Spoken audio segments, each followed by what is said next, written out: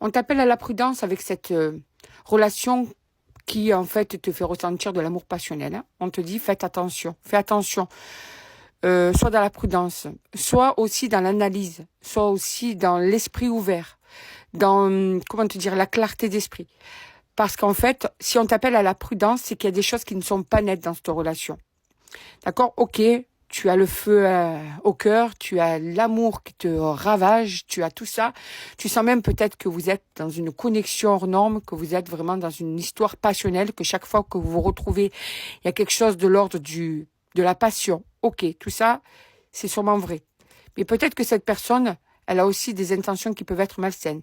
Peut-être que cette personne a des blessures qui ne sont pas encore guéries, qui sont encore ouvertes, qui peuvent en fait lui faire avoir des actes qui peuvent être malveillants à ton encontre. Peut-être que cette personne a un enfant intérieur qui est encore très, très blessé. Peut-être que cette personne a un passé ravageur qui fait qu'elle peut te blesser, qu'elle peut te faire du mal. Donc, ok, il y a de la passion. Mais attention, quand même, reste vigilant ou vigilante par rapport à cette personne. On t'appelle quand même à être dans la prudence, c'est pas rien. C'est un tirage général, comme d'hab, hein, ça ne peut pas être pour tout le monde. Prends ce qui résonne en toi. Alors, qu'est-ce qu'on te dit de plus par rapport à cette relation qui apparemment pourrait te faire du mal, ou te fait peut-être déjà du mal? Alors, tiens, on va faire comme ça pour commencer. Là, tu as une personne qui est dans la vengeance de l'amour, qui a fait le choix de prendre un petit peu d'écouter ses douleurs, d'écouter ses traumas.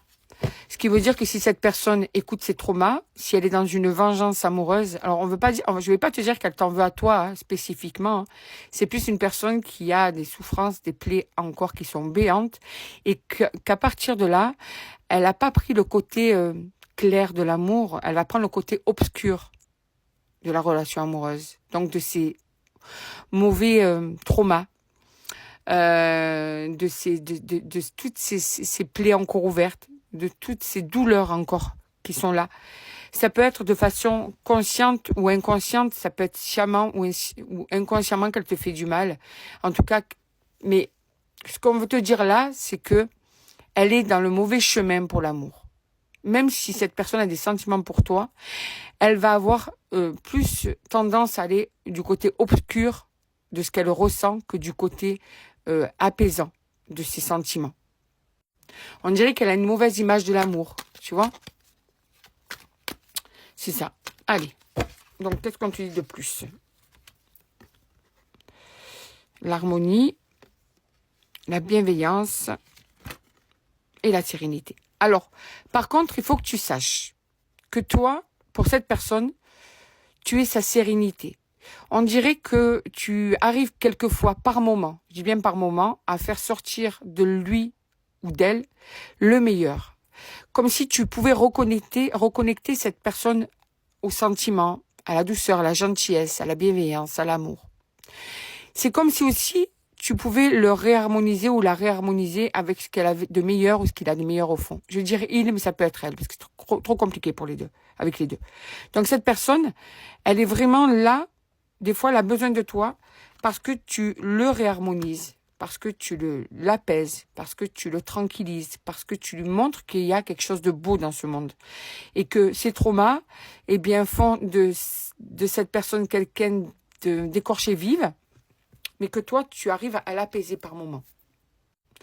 Donc cette personne, c'est aussi pour ça qu'elle est très attachée à toi, parce que tu lui permets de voir qu'il y a quelque chose de beau dans ce monde, d'accord? Mais malgré tout, on t'avertit. Attention, est-ce que tu es là pour sauver cette personne?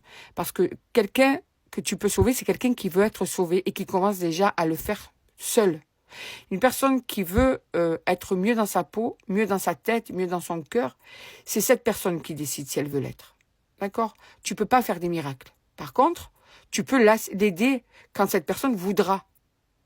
D'accord? Mais là, on voit bien que cette personne a des moments où elle retombe dans ses travers. Qu'elle n'est pas encore prête à vraiment se faire aider, à vouloir voir la clarté à 100%. Donc, on t'avertit parce que tu peux t'y perdre, toi, dans cette relation. C'est ça qu'on est en train de te dire. Fais attention, tu vas y laisser des plumes. Et est-ce que ça vaut le coup? Tu vois, tu peux pas être la sauveuse de tout le monde ou le sauveur de tout le monde. C'est pas possible. Et comme je t'ai dit, si la personne ne veut pas se sauver, tu la sauveras pas. Cette personne a peut-être besoin d'aide, de faire de l'hypnose, de faire de la kinésiologie, de faire une thérapie brève, ou peut-être même d'aller dans des thérapies plus longues. Mais en tout cas, cette personne doit prendre en main ses traumas. Et là, après, si vraiment elle se prend en main, tu peux l'accompagner. Mais tu ne dois pas te perdre. Aider quelqu'un ne veut pas dire se sacrifier. C'est pas ça.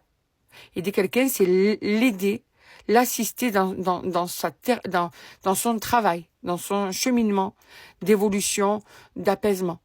C'est ça, en fait. Mais quelqu'un qui ne veut pas sortir de là, c'est se sacrifier et se perdre. Et là, pour le moment, cette personne n'est pas prête. Cette personne, tu vas te perdre. On t'avertit. Attention. Attention à toi. D'accord? C'est ça. Parce que tu as tendance toujours à mettre en avant les moments de bonheur, à pardonner cette personne, à toujours être dans la compréhension de « Ah ouais, mais tu comprends, cette personne n'est pas bien. Oh, mais tu comprends, je comprends pourquoi elle me fait mal comme ça. Parce qu'en fait, elle n'est pas bien. » Non, mais tu n'es pas son punching ball, hein, en fait. Tu comprends? Tu n'es pas son punching ball. Si cette personne n'est pas bien, qu'elle aille se faire aider, par amour pour elle-même, et ensuite par amour pour toi, puisque tu es une personne admirable.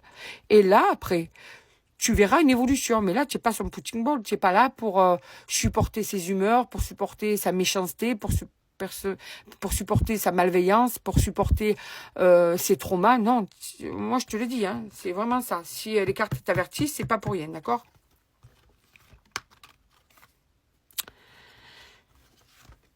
Tu ressens que cette personne peut changer, par contre. Tu sens qu'au fond de cette personne, il y a cette capacité à évoluer. Alors, ok, ça c'est bien, ça c'est positif. Mais si elle peut changer, c'est elle qui doit mettre des choses en place pour changer, pour évoluer, pour se transformer.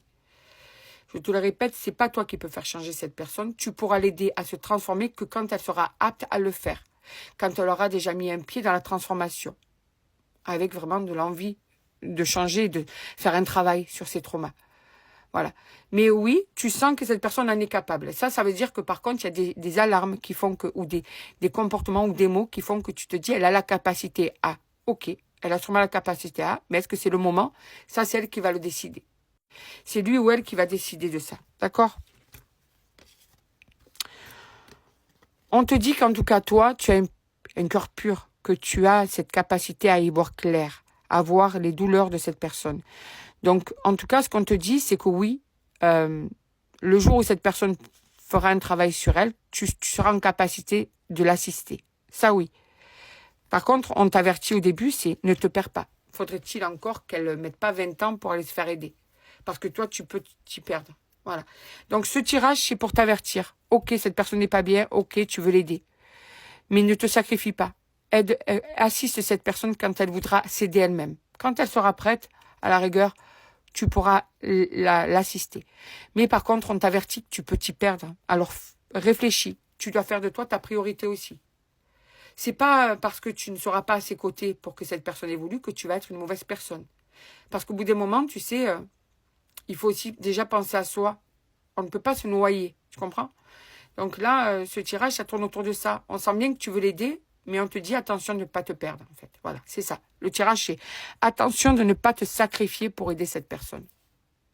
Ça veut peut-être dire que il faudrait lui faire un électrochoc aussi, pour que cette personne comprenne que là, tu en as assez, que tu arrives au stade de ce que tu, à la limite de ce que tu peux donner parce que tu es en train de te perdre et que si cette personne ne fait pas ce qu'il faut pour elle, toi, tu ne feras plus rien. C'est peut-être ça, ce message aussi. C'est lui faire comprendre que là, stop. Maintenant, si tu te mets à te faire aider, si, tant que tu ne feras pas quelque chose pour te faire aider, moi, je m'en vais ou je me protège en tout cas. Voilà.